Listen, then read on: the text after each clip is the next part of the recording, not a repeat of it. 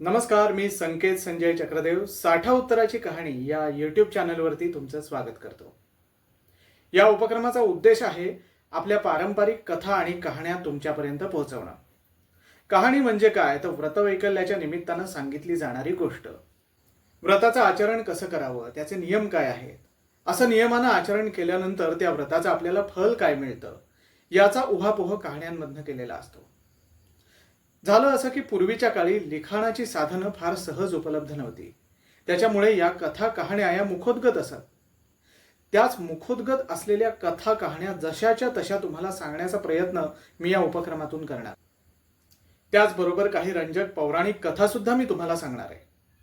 लहानपणापासून कथा कीर्तनांमधून उत्सवांमधून या गोष्टी आणि या कहाण्या मला खूप ऐकायला मिळाल्या। माझ्या आजीने मला झोपाळ्यावर बसवून किती पौराणिक गोष्टी सांगितल्या आहेत आतापर्यंत, याची तर गणतीच नाहीये। पण हे भाग्य सगळ्यांना लाभत नाही। सणावाराला आणि व्रतवैकल्यांच्या वेळी या कहाण्या ऐकण्याचा प्रघात आहे, पण या कहाणी सांगणारी मंडळी आता फार उपलब्ध नाहीत। त्या विस्मरणात चालल्या आहेत आणि म्हणूनच प्रत्येक सणावाराच्या आधी मी त्या सणाशी संबंधित असलेल्या कथा आणि कहाण्या या यूट्यूब चॅनलवरती अपलोड करणार आहे, जेणेकरून त्या सणाच्या दिवशी तुम्हाला त्याच्याशी संबंधित कहाण्या ऐकता येतील। तेव्हा या कहाण्या नक्की ऐका, तुमच्या मित्रमंडळींना आणि नातेवाईकांना सुद्धा ऐकवा। चॅनलला लाईक करा, शेअर करा, सबस्क्राईब करा, तुमच्या प्रतिक्रिया कळवा आणि तुम्हाला कुठच्या कहाण्या आणि कथा ऐकायला आवडतील हे कमेंट करून नक्की सांगा। धन्यवाद।